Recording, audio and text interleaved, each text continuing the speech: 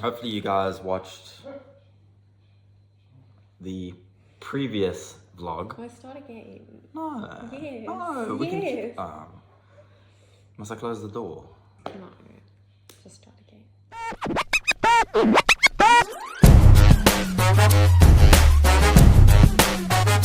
Decided to make a video now because it's perfect lighting.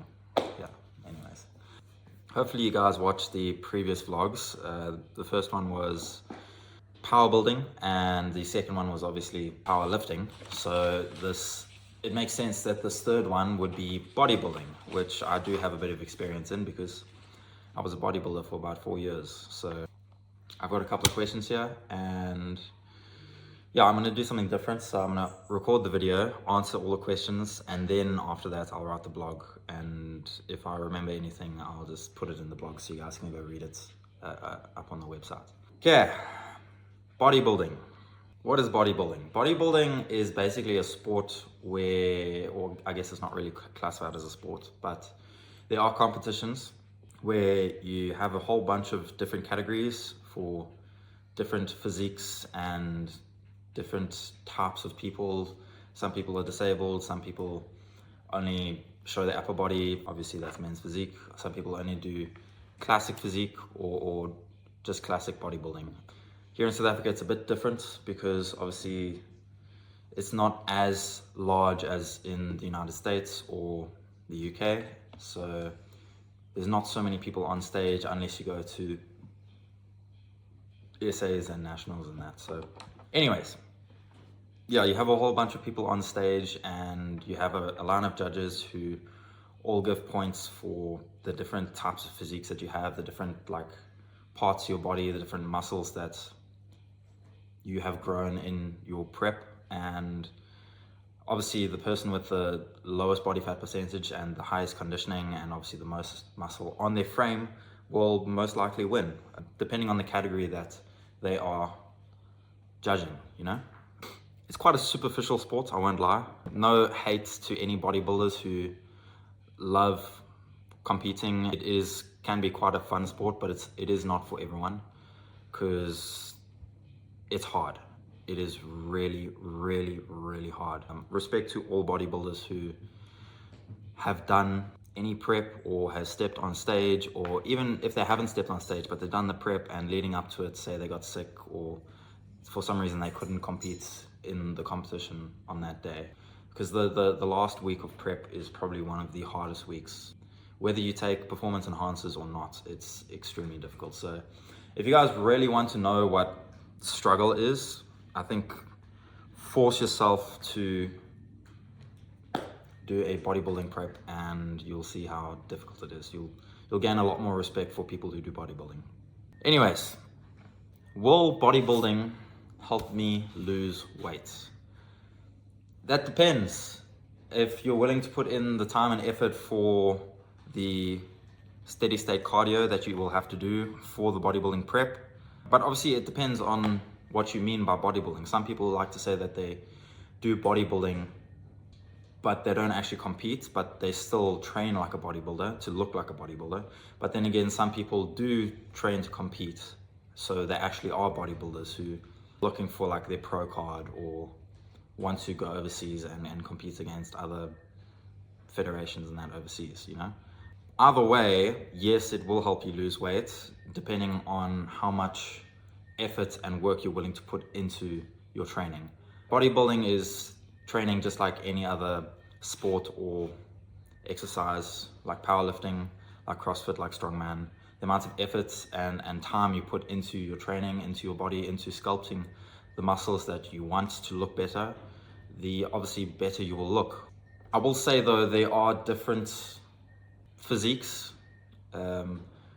Obviously because of genetics, some people have better looking physiques, other people have less better looking physiques, but whether your genetics, you consider your genetics to be not so good or not, it doesn't take away from how much effort you can put into your training.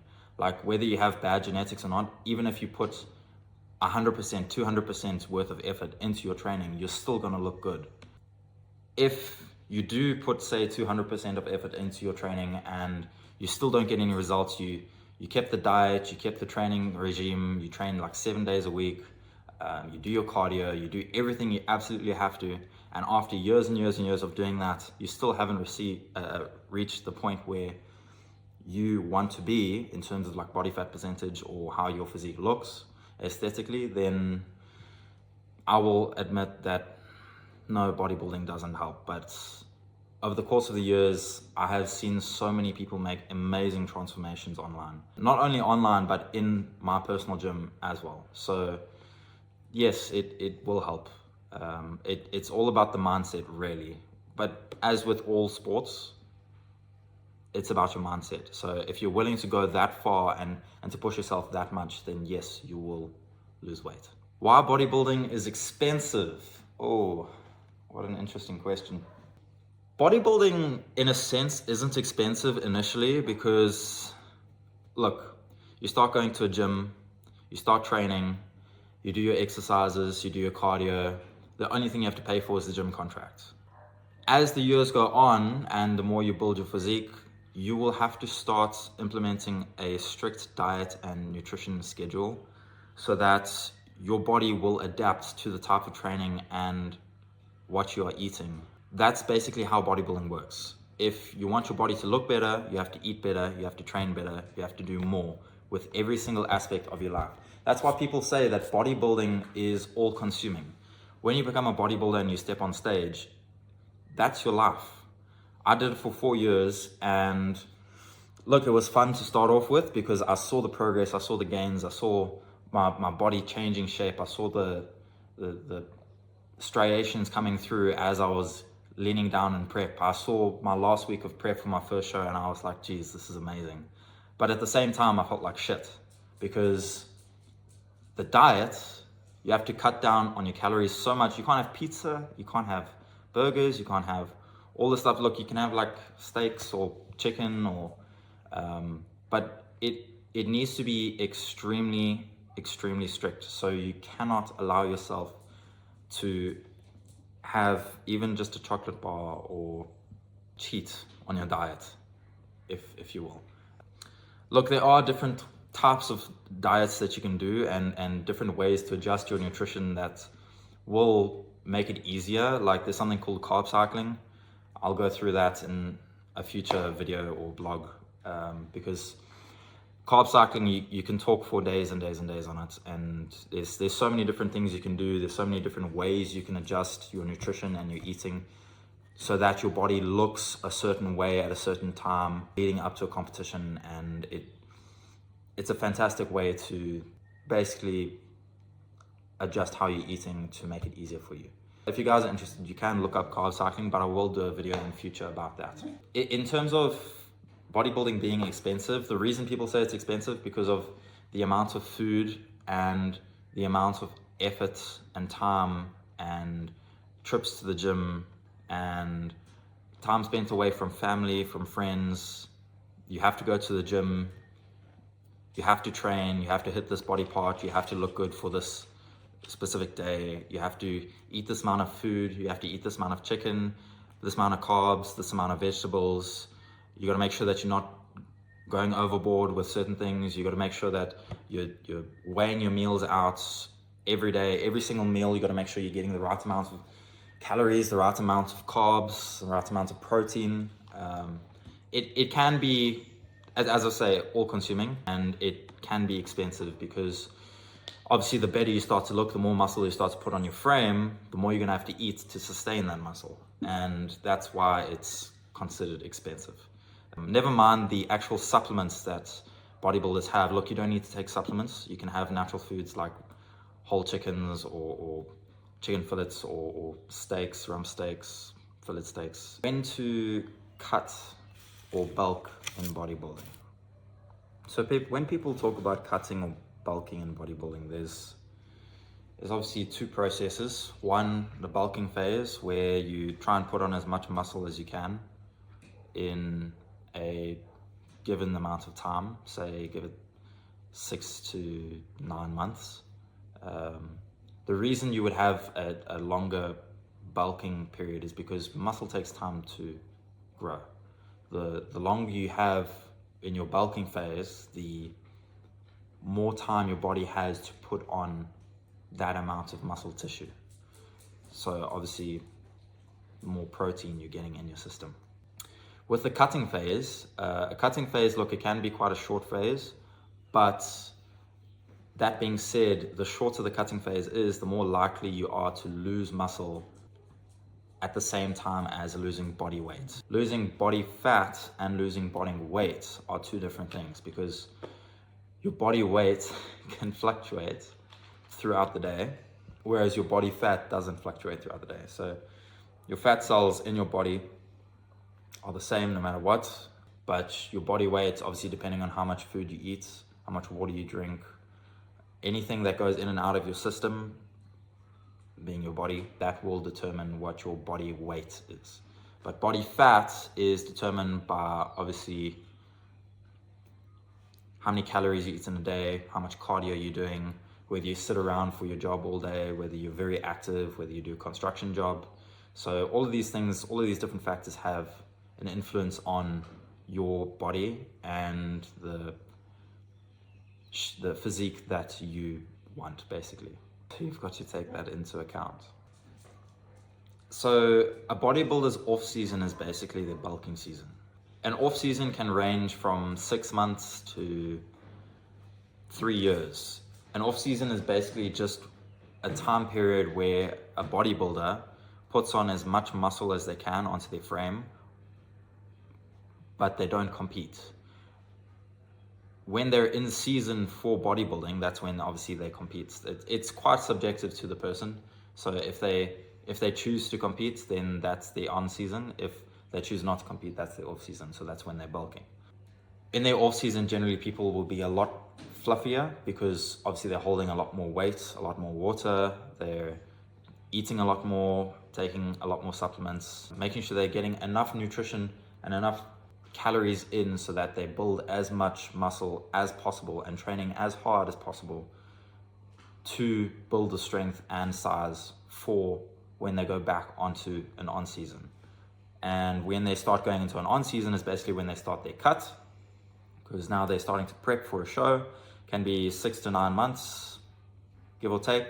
They like to keep it around that time frame, because that's quite a long time frame for you to lose body fat instead of just body weight, as I was saying. So obviously they start cutting and they try and get their body fat percentage down from, say, like 20 to 25% down to on stage, which would probably be about 3%. That's also basically how bodybuilding works. And how bodybuilding is judged is basically in each category of bodybuilding. Say for instance, classic physique. I did classic physique when I did bodybuilding. Classic physique, they look for that X-frame physique. So you're gonna have big biceps, big chest, big back, big quads, big calves, small waist, small hips. Obviously the smaller your hips are, the more you'll have that V-taper, and the better you'll look to the judges. That's why it's quite a subjective sport. When it comes to the classic bodybuilding, instead of the classic physique, classic bodybuilding is obviously the mass monsters, the guys who are a lot bigger, weigh a lot more, just look huge. The classic physique is more for people who, it's more what the public wants in general. That kind of physique, that's what people aspire to. Whereas bodybuilding is more like Jay Cutler, Ronnie Coleman. Arnold had more of a classic physique, although that wasn't a category when he was doing bodybuilding when he was younger. Although he was in the bodybuilding category, he had huge arms, obviously huge chest, the best chest at the time, probably ever. And look, he didn't have the best ab genetics, but he trained them 100%. And the more you train your abs, the more they'll show up. And the lower your body fat percentage is, the more your abs will show up. So if you want to know how to get abs, it's basically about your body fat percentage and how lean you are. That's basically how bodybuilding is judged. They basically determine the different proportions of each person on stage, and they compare them, they sit them, or they stand them side by side and they say, okay, his arms are bigger, his legs are bigger, his calves are bigger, his proportions are better, he has longer femurs, he has a taller body, he's taller than the other guys. In specific bodybuilding categories, the taller you are, the more you'll stand out. But obviously in other categories, the shorter you are, the more you'll stand out, because they're looking for that kind of thing in that category specifically. So whatever category you do in bodybuilding, you kind of have to look at what they're looking for, and you have to try and pick the category that's right for you, and then make sure that you go 100% into that category and you try and push for what they are looking for. If they're looking for a higher peak, bigger biceps, bigger triceps, bigger quads, then train them, get them bigger in the off season. And then when you cut down, obviously they'll be bigger because you've put on more mass. That's the thing about bodybuilding. They nitpick on specific body parts, and whatever those body parts are, you need to focus on those specifically, and you need to train enough so that you build size on those body parts, so that when you do competitions, you'll obviously get a better score and then have a higher chance of winning. That's why they also have a range of different judges. So it's very subjective. There's probably from 5 to 8 judges down below the stage in front of you, and that's basically what they do. And then they tally up the score. Whoever gets the best score according to the group of judges, that is the one who will win.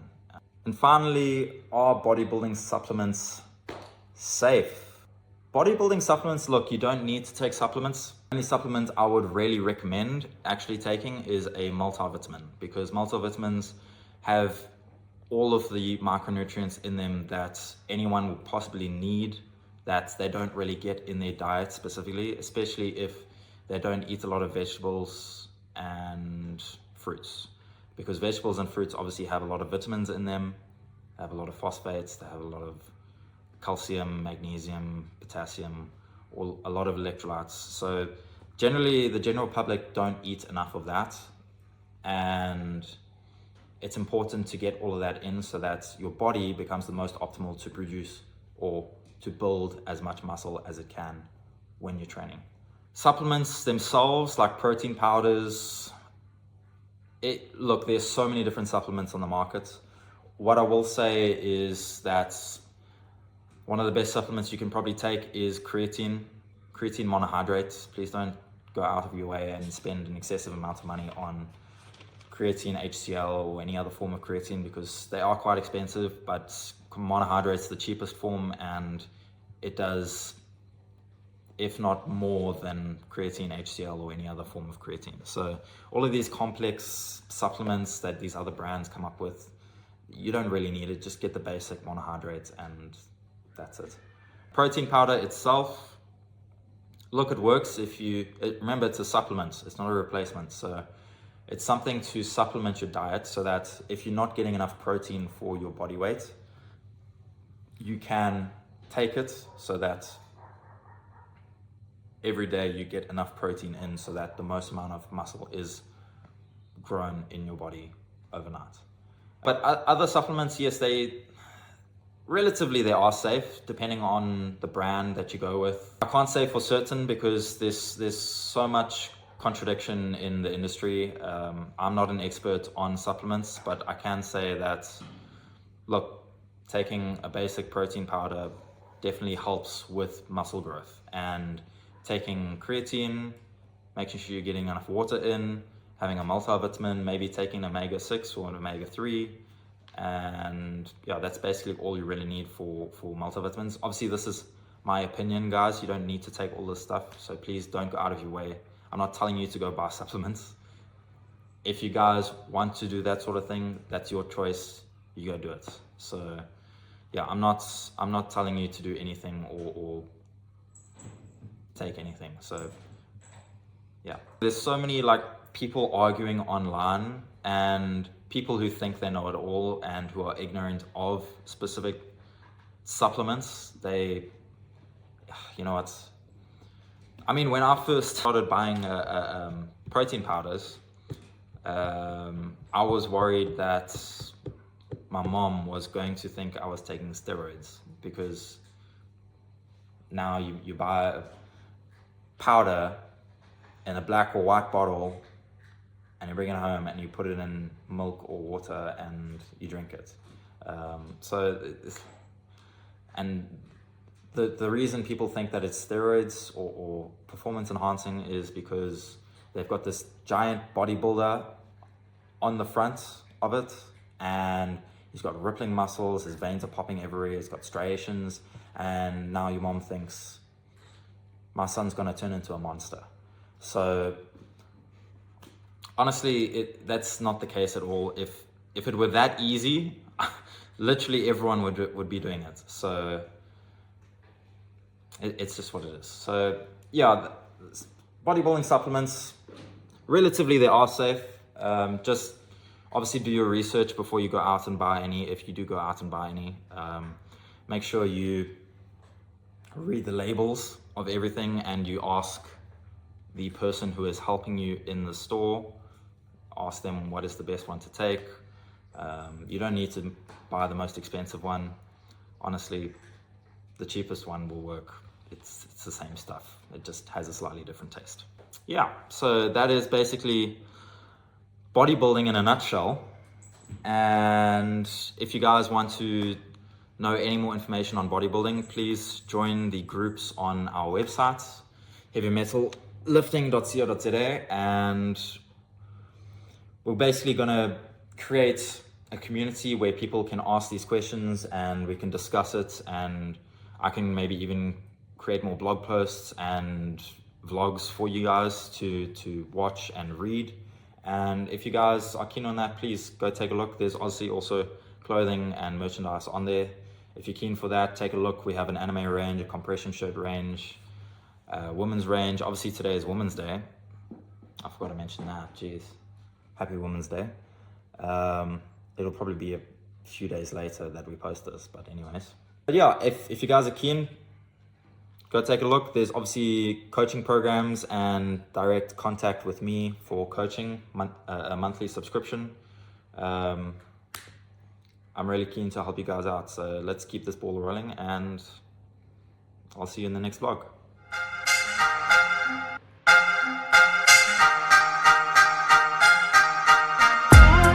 What? Hey yo, I clutch Mike's achy finger, flow bringer.